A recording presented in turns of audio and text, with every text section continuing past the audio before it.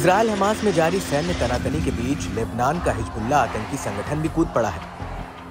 इसके बाद से मिडिल ईस्ट में तनाव चरम पर पहुंच गया है। हिजबुल्लाह लड़ाकों ने लगातार हमले कर इजरायल की नाक में दम कर दिया है। हिजबुल्लाह अब तक ताकतवर मिसाइलों की बूते इजरायल को कड़ी चुनौती पेश कर रहा है। हाल ही में हिजबुल्लाह चीफ हसन नसरल्लाह ने इजरायली पीएम नेतन्याहू को चेतावनी दी कि खून का बदला खून से लिया जाएगा।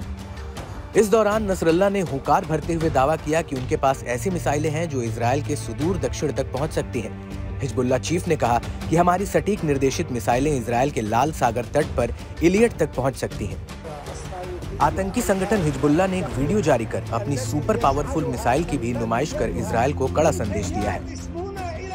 वीडियो में हिजबुल्लाह के मिसाइल टेस्ट के फुटेज देखे जा सकते हैं। साथ ही इन मिसाइलों की सीमा को बताने वाले मैप भी देखे जा सकते हैं जो दक्षिणी कब्जे वाले फिलिस्तीन तक पहुंचने का मादा रखते हैं। खास तौर से कियत शमोना से लेकर इलियट तक इजरायली लक्ष्यों पर हमला कर सकते हैं।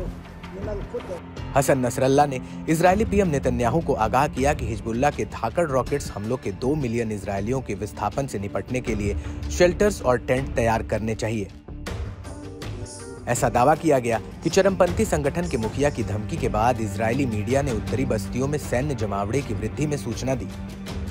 इजरायली चैनल KAN की माने तो नसरल्लाह के भाषण के चलते इजरायली कब्जे वाले अधिकारियों ने उत्तर में कई सड़कों को अवरुद्ध किया।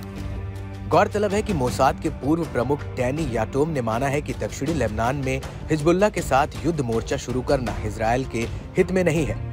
याटोम ने एक इजरायली मीडिया आउटलेट को बताया कि इजरायल आज प्रतिरोध की धुरी के खिलाफ अकेला खड़ा है।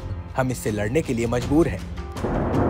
हिजबुल्लाह ने बीते शुक्रवार को इजरायली कब्जे वाले बलों के सैन्य स्थलों और विधानसभा बिंदुओं को निशाना बनाने की जिम्मेदारी ली। हिजबुल्लाह ने दावा किया कि उसने डोवेव बैरक के आसपास इजरायली कब्जे वाले सैनिकों के असेंबली पॉइंट को मिसाइलों से निशाना बनाया, जिससे उनकी तैनाती पर बड़ी क्षति हुई है। इस तरह प्रतिरोध ने रम्या स्थल पर तैनाती इजरायली सैनिकों के एक समूह को निशाना बनाया, जिसके सीधे हमले की पुष्टि हुई और कई लोग हताहत हुए, जिसमें कम से कम एक सैनिक की मौत हो गई है।